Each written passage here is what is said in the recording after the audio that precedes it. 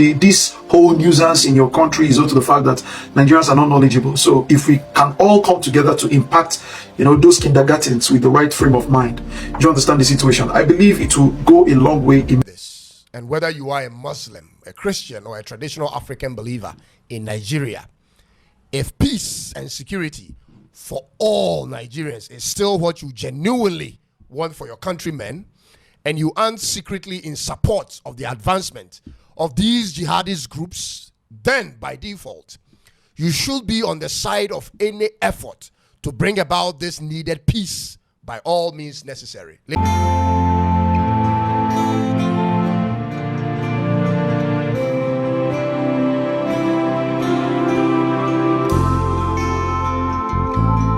It's no longer news that as Ghana has always been known and noted for gold, which is forever Gold Coast, as most Ghanaians will always, brag about. Of course, why not if not? Because you know that one mineral resources in the world that Ghana is blessed with is gold, followed by cocoa, crude oil, and the rest of them. Like, Ghana is richly blessed with a lot of mineral resources, to the point that, as we're going to see in this video, Ghana is ranked 6th in the world deposit for gold, like 6th country in the world. Out of how many countries in the world? Ghana ranked 6th amongst all the countries that have gold deposits. First in Africa for gold. Oh, somebody pour me chilled water. And not just that, Ghana has done it to the point that they want to export oil down to India. Same Nigeria that says they give Ghana light. Imagine people in darkness wants to lead people who are in light. How? Anyways, let me not talk too much. We've got reactions that will explain better what it is for this whole thing I'm talking about, based on this, on all we're going to see here from the Minister of Mineral Resources. We've got a Ghanaian as well who's going to also break down what Nigerians need to hear about what is also up for Nigeria. So it's well loaded, right? Like this video for me already, share this video, but watch patiently to the end and stay subscribed at the end of the day, right? If you like it on here, go Ghana, Akwaba Ghana, may there was say. All right, let's take a look at these videos and we will be right back. This. And whether you are a Muslim, a Christian, or a traditional African believer in Nigeria, if peace and security for all Nigerians is still what you genuinely want for your countrymen, and you aren't secretly in support of the advancement of these jihadist groups, then by default, you should be on the side of any effort to bring about this needed peace by all means necessary. Ladies and gentlemen, Boko Haram and all its spring groups have been around since 2002. Ladies and gentlemen, it's been 23 years, and how many have died in their hands as a result? How many times haven't Nigerian politicians used this situation as a campaign message to get into power and then forget about it? This has been the case all along, as tens of thousands of people have been slaughtered and also chased out of their ancestral homes. Ladies and gentlemen, do you still genuinely believe the Nigerian government led by Tinubu could ever or can ever bring about an end to this situation? You really believe this? I tell you this, even if all what Tinubu asked for in terms of military logistics and funding is provided him, he could never end this genocide. It will be impossible for him to do, because I don't see anything about him which has to do with a political will to end it. After watching so many videos and reading about it and following up on what Trump said about sending troops to Nigeria, I've come to a conclusion on where the people of Nigeria stand, ladies and gentlemen. President Trump tonight is threatening to take action against Nigeria for what he says is the persecution and killing of Christians. In a post on Truth Social, the president said he has ordered the Pentagon to begin planning for a possible military action. Trump warned he will also, quote, immediately stop all aid and assistance to Nigeria. Nigeria's president says his country is not religiously intolerant. We have no fear of whatever Trump is doing on the other side. It has come to this one point. It is between Nigerians who secretly support these Fulani and other terrorist groups on one side and those who don't on the other. There is no middle ground in between them.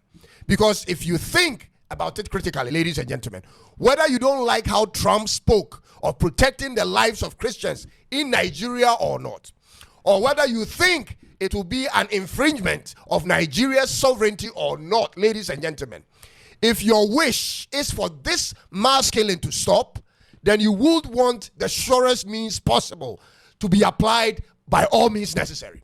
Do you foresee Tinubu do this, ladies and gentlemen?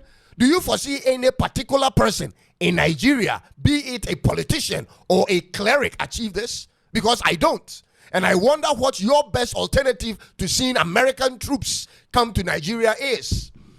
You better say it, ladies and gentlemen, if you have an alternative, because I don't see any other means. President Tinubu will be contesting for the 2027 elections in Nigeria. No matter his health condition or the economic situation or security situation of Nigeria, no matter who will contest him in that election, he will win again. And then what? What will he do different in resolving this carnage, which he hasn't done already, ladies and gentlemen? You may see certain high-level Nigerian politicians or religious clerics grant interviews and speak on sovereignty of Nigeria and the need to protect Nigeria's resources. But that's not what they actually mean, in my estimation. I don't see it that way. I don't buy their sentiments, ladies and gentlemen. I rather see such people as people who are either secretly in support of these terrorist groups or people whose agenda is to protect Tinubu's presidency at all costs. First of all, who should they be protecting the sovereignty and resources of Nigeria from? That is the question we should ask. Is it from America or from the Nigerian political elites who have captured everything in their country since independence, ladies and gentlemen? Who has been in charge or in control of Nigeria's sovereignty and resources all this while, as more than 100 million Nigerians are categorized as living in poverty? Is it America or the Nigerian political elites, ladies and gentlemen? The resources they talk about, ladies and gentlemen, who has been in control of it? Who has it benefited till today? Is it America or the Nigerian political elites? Do not be fooled, ladies and gentlemen. Don't be fooled. These guys are only protecting their sources of income and political control of Nigeria. It has nothing to do with Nigeria's sovereignty or its resources for the people, because they have never demonstrated it. Let's put it this way, ladies and gentlemen. If the biological sons and daughters of these clerics and politicians were the ones caught up in these abductions and rapes and murders and displacement and burning, where do you think the conversation will be directed to right now? Do you still think, ladies and gentlemen, do you believe they will be talking about protecting the sovereignty and resources of Nigeria if it happened to their family? So I tell you, ladies and gentlemen, these are people who are comfortable in their beds at night because they know that no harm will come near their gate. And such are the people saying all manner of things on the media in terms of protecting our sovereignty and our national assets. Now, Trump shouldn't be underestimated. If this falls in line with America's agenda for Nigeria, trust me, they will get themselves into Nigeria, whether by invitation or by force. In June of this year, ladies and gentlemen, under Trump's command, America bombed 3 Iranian nuclear sites on the blind side of the world. Before the Iranian Air Command and Control knew about it, ladies and gentlemen, it was done and they were gone. Ladies and gentlemen, this is how sophisticated and dangerous the spirit bomber from America is. And Trump made sure to mention this at a UN summit just so that all those who were there in attendance, including the Iranians, will know what the US under Trump is all about. Ladies and gentlemen. Today, many of Iran's former military commanders, in fact, I can say almost all of them, are no longer with us. They're dead. And 3 months ago, in Operation Midnight Hammer, 7 American B-2 bombers dropped the 14 30,000-pound each bombs on Iran's key nuclear facilities, totally obliterating everything. Do you really think that America will fear or hesitate to do the same to Nigeria if it makes economic and political sense to them? Wake up from your fantasy with your diplomacy, ladies and gentlemen. This is where the focus should be. Whether the victims are innocent Muslims, civilians, or Christians, the bottom line is people are being killed every day by jihadist groups in Nigeria. This is a fact. everything shows that the federal government of Nigeria is either complacent in the matter or overwhelmed by the situation. America is exploring a military intervention, and you know that America doesn't intervene for free. They need the oil, even though they are the world's largest producer of oil. Fact. They need the gold, even though they are on the top 5 list of largest producer of gold in the world. They need more timber, even though they are the world's largest producer of timber. America needs more, and that is what they will do. America made demands on Ukrainian critical minerals in exchange for military supplies and financial aids, and also demanded for 50% from Ukrainian revenue from oil and gas. This is what America is all about, ladies and gentlemen. They have negotiated military assistance with the DRC and Rwanda in exchange for cobalt, titanium, and other critical minerals against the M23. And we also know that the United States government, through US aid, was funding these terrorist groups in Nigeria and in other places in the world. All these are facts. That was the case according to their own admissions at the congressional hearing in the US. Who gets some of that money? Does that name ring a bell to anybody in the room? Because your money, $697 million annually, plus the shipments of cash funds madrasas, ISIS, Al-Qaeda, Boko Haram, ISIS Khorasan, terrorist training camps. That's what it's funding. If you think that the program under Operation Enduring Sentinel entitled Women's Scholarship Endowment, which receives $60 million annually, or the Young Women Lead, which gets about $5 million annually, is going to women who, by the way, if you read the Inspector General's report, is telling you that the Taliban does not allow women to speak in public. Yet somehow you're believing, and American people are supposed to believe, that this money is going for the betterment of the women in Afghanistan. It is not. You are funding terrorism, and it's coming through USAID. But this is Trump, ladies and gentlemen. He is the same man who has canceled these financial aids through US aid to all these places. So, whether we like him or not, we have to consider him and his intentions. Ladies and gentlemen, should we continue to leave it in the hands of the Nigerian government led by Tinubu to handle it as a domestic security problem? Absolutely not, because they have never demonstrated the ability to do so. See how fast things are spreading across West Africa, ladies and gentlemen. No way to wait for that. Do we allow for the US to step in and also make demands eventually? Maybe, and the reason is simple. The killings must stop. It must end immediately. Do you know that even yesterday, there were 15 new killings of Christians in another village? I mean, the more we want to find a diplomatic solution to it, the further these people are expanding. These are people who have already taken a stand on everybody that's occupying any space that they need. They are resolute on killing and casting fear in the heart of Nigerians until they vacate their lands permanently. There isn't time to waste, ladies and gentlemen. We need a stronger and meaner and more military force, ladies and gentlemen, against them, and now. They must put the clamp on them. They must be on the run. I mean them. They should be on the run. Envisage, and with this country partnership framework which you've just signed, what kind of immediate plans are you looking at? Thank you very much. It's a partnership of growth. It's a partnership for mutual benefit, South-South cooperation. Already, we've made some very good progress with ISA, and I'm very, very happy as Minister to be spearheading this on behalf of the government of Ghana. Today, we're going to have some very serious discussion on how we can immediately roll out some of these solar-backed pumps. One, for irrigation. Two, but also for drinking water. So what we intend to do is that after pumping drinking water, the plant shouldn't idle. We also use it to pump water for irrigation. Ghana spends about 2 billion annually to import food items. In the dry season or the Harmattan season, which spans for about 6 months, the youth idle because of water.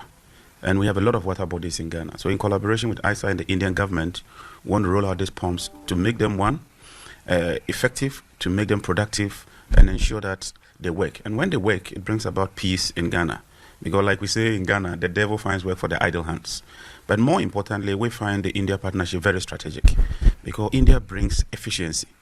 We're looking at a lot of cost saving with Indian technology. They bring the technology, but more importantly, they bring the speed because we are behind time and we need to accelerate the pace of deployment of renewables. And we find India very credible And so far, with the money we've mobilized on our own, we can leverage what ISA and India brings together, and that will really take us very, very far. If we speak about larger partnership between India and several other African countries now, not just cooperation in energy, but also in food security can be looked at, as you rightly pointed out. What kind of more cooperation are you looking at with India in energy, not just with respect to the solar imports, but also with respect to energy trade with India, between Africa and India, because Africa is a big exporter of non-renewable energy and is a big importer of renewable energy equipment from several countries, including India. Yeah, certainly. If you look at India's trajectory, in the past 10 years, India has tripled its renewable energy capacity. Africa has the potential for about 60% of the world's renewable energy when it comes to solar, and yet we have just about 1%. So there's enough opportunity for us to work on.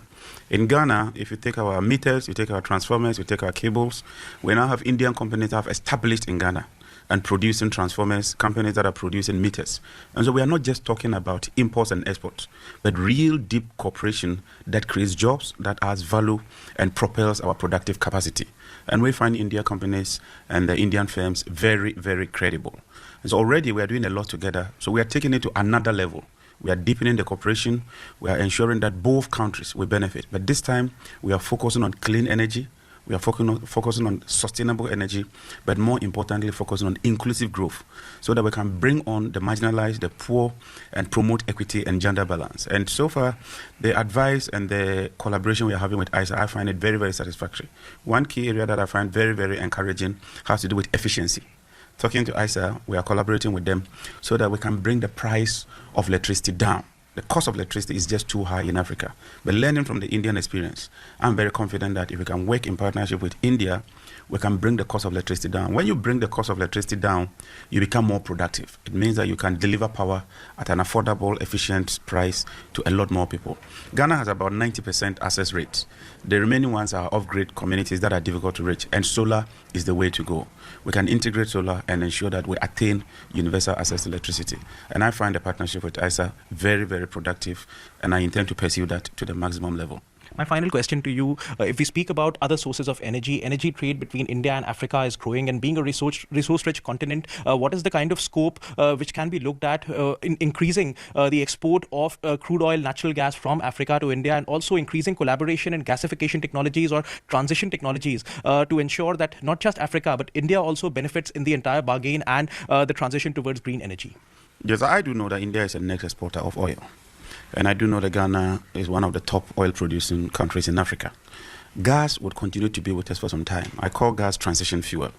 And so we can have a bilateral agreement where we exchange commodity. We can give India crude oil or oil products, and in exchange, they can give us a lot of renewable energy. Because India has gone very, very far when it comes to renewable energy. Ghana has an ambitious target of achieving 10% renewable by 2030. That is very ambitious, and we must move at an accelerated pace. And we can only achieve that if we work with countries like India. So this presents us a very unique opportunity. And to make it even more effective, the Indian Prime Minister himself chose Ghana as a country to visit. It tells you the level of cooperation that we have. And my president has indicated that he wants to prioritize our collaboration and cooperation with India. So if the two heads of states find that very, very productive, then as minister, my job is cut for me. So clearly we're going to work together, we're going to collaborate with Indian companies, and I assure you, the next year when we meet at this time, we'll be talking about some projects that we've executed with Indian companies. Thank you. Nigerians are busy deporting illegal foreigners. But when we do it in South Africa, we are told we're xenophobic. Even some of our South African people believe in the rubbish like that, when themselves in their countries are busy deporting illegal foreigners, when in their countries don't tolerate nonsense, when they don't want illegal foreigners, when they don't want criminals in their own country. But when we do it as South Africans, we are called xenophobic. And you still get this half South African, half Nigerian, half South African, half Zimbabwean, half South African, half Malawian nonsense people who comes to these social medias to talk rubbish about our country, to talk nonsense about our country. And this rubbish, we should not accept it, Bafetu. And let me tell you, some of these people who are talking rubbish about our country, and those who claim to be South Africans, during the apartheid time, a chain was used to deal with this type of people. South Africans, let's stand, let's fight, let's defend this country. We cannot allow illegal foreigners. We cannot allow the courts and the judges to abuse the Constitution. There's no one who's higher than the Constitution. Ghana ranked sieve in world, first in Africa with largest gold deposits. You see, Abibrem Africa hanyina. Sorry, we are seeing na. Ope omanya wo masas in the trim. Gold wo pa Ghana. The whole world. Ope omanya gold wo pa Ghana to sieve. First, second, third, fourth, fifth, sixth. The whole world. We are see how many countries? Let me check. How many countries are in the world? How many countries are in the world? 195 countries. We are seeing 195 countries in the world. And now 193 are part of United Nations. And see, yencha two na karan tour. Yencha two na karan den tour. Now yen concentrate on the 193. Yebeka say also. Out of 193 countries in the world, yes, you pay manya gold wo bebre Ghana. Ghana to sieve out of 193 countries. No. Now oba bibrem Africa ha. Yen that first. The whole Africa so 54 countries. Out of the 54 countries, no, Ghana yen that number 1. Yen a gold wo krum hapa. I'm telling you. Then mutu has Sikampu and Gold Coast. Because Abrofunu say gold in Ghana says 10,000 years you be tua and sada gold that's shame. Nigerians, come, let me teach you people something about South Africans. You know, you people don't know anything. Relax, come, let me teach you people something. You won't regret it. First of all, let me ask South Africans to permit me. South Africans, my brothers, please, I need this from you people. Please, let me teach them a secret from you people, all right? I'm pretty sure you people will love it because the better Nigeria is, the more safe you people are. You know, this whole nuisance in your country is due to the fact that Nigerians are not knowledgeable. So if we can all come together to impact, you know, those kindergartens with the right frame of mind, do you understand the situation? I believe it will go a long way in making South Africa become safer and better, right? Now listen, Nigerians, back to you people. Let me ask you, if you ask a Nigerian the responsibility of a man, especially from the Igbo tribe, he will talk about two things. He said the responsibility of a man is to provide and to protect his family. Is to provide for and protect his family. But I want to ask you people a very simple question, and then I will head to South Africans. Now the question is, if your society is safe, what are you protecting your family from? If your society is safe, what are you protecting your family from? And if your society is not safe, how much can you protect your family? How much? How much can you protect your family? An unsafe society will swallow you and then come and swallow your family. But when a society is safe, you don't need to protect your family. What are you protecting your family from? Another question. If you have a working society, an economically working society, now, why would you have a need to provide for your family? Why would you have a need to provide for your family? No, that's a very simple question. If you're Nigerian in this very group, please, if you're watching me, just give me the answer in the comment section. Now, this brings me to South Africans. Even Ghanaians, I hope you people are listening, because you people are learning so fast. Learn something from South Africa as why South Africa is a center of attraction. Now, let me tell you how South Africans did this. An average South African has a proper orientation. An average South African has a proper orientation in knowing that 100% of an individual or family problem is society oriented. Did you hear what I said? Listen to me now. Let me teach you people this. What did I say? I said 100% of your family challenges, 100% of your individual problems are society oriented. It is the society that emanates the problems that you're facing as an individual or in your family. Which means if your society is all right, there's no need. Your family is as good as. Now let me tell you something about South Africans. And this is why Nigerians tend to misconstrue the mentality of South Africans. He's saying that South Africans are lazy. South Africans are lazy because they don't work on acquiring so much for themselves. You don't know where they channel their efforts. Now let me tell you something. An average South African understands that where he should channel his effort much more on a greater percentage is towards his society, not his family. It's towards what? His society, not his family. You know why? Because he knows that if he solves his society, if he fixes his society, he has no problem in his family. Any problem, like I stated before, in your family is society oriented. So South Africans go for Ubuntu. South Africans go for Wibampe. South Africans often go for society. The collective is solved, individual challenges disappear. Once the society is working, you have no family problem, you have no individual problem. That is why you Nigerians come to South Africa to marry South African women. This same thing applies to Botswana. You see, there is nothing as good as a proper orientation. There is nothing as beautiful as a proper orientation. Proper orientation is beautiful. I'm telling you the situation. South Africans were given the orientation probably by their colonial masters as to why Nelson Mandela didn't want them to leave. this orientation so taught them that the best thing a man can ever do, the best thing a man can ever do. See, your responsibility is not channeled towards protecting and providing for your family. As a man, your number one responsibility is channeled to your society. It is the society's responsibility to provide and to treat your family with safety. When you contribute to the wellness of your society. That's why South Africans, notice them. They are society oriented. They go towards society and family. Simple. The forever and ever Gold Coast. Everywhere good. Everywhere gold. No wonder. Wait, are you thinking what I'm thinking? I see so many Nigerians can't get over this country. Like a country that they call ordinary, small, backyard. That is the Ghana that is shaking the world today. Look at Ghana having this conversation with the Indians. Oh my God. From the Minister of Mineral Resources blew my mind, and I'm like, Chivik, oh God, Ghana. I'm short of words, guys. I'm overwhelmed. And hearing from the horse's mouth, from my brother, Citizen TV from Ghana, reporting live and direct from Joy News, how Ghana for this year ranked 6th in the world and 1st in Africa for Africa's country's gold deposit. Like everywhere in Ghana is gold. Like once you get to Ghana, like once you touch down Ghana, you swim, you eat, you drink, you wake up with gold. Don't even go to their shanties.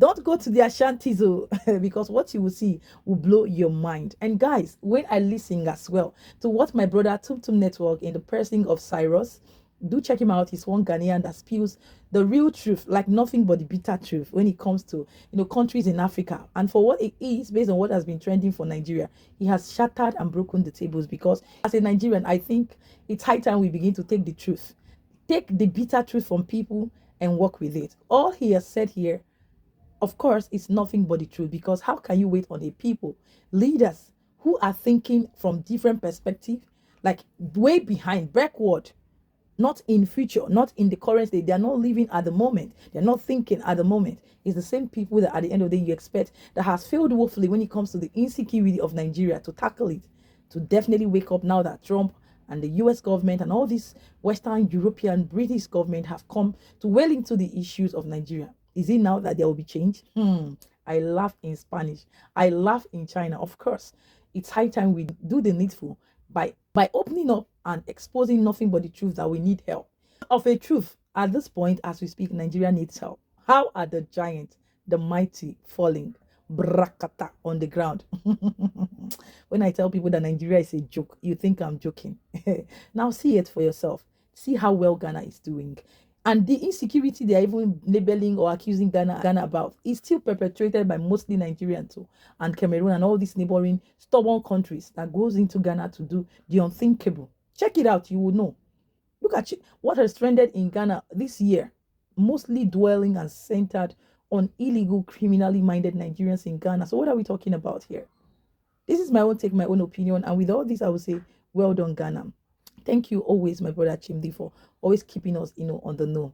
Guys, at this moment, a lot has been shown here, has been said here. What do you think? Let's share our thoughts down in the comments. And up to now, if you yet to like, please don't forget to like this video. Well done, Ghana. Well done, Ghana. Well done. Stay subscribed at the end if you like it on here. And I'm going to see you in my next one. Do have a blessed, a peaceful, and a happy day out there. Ciao, ciao.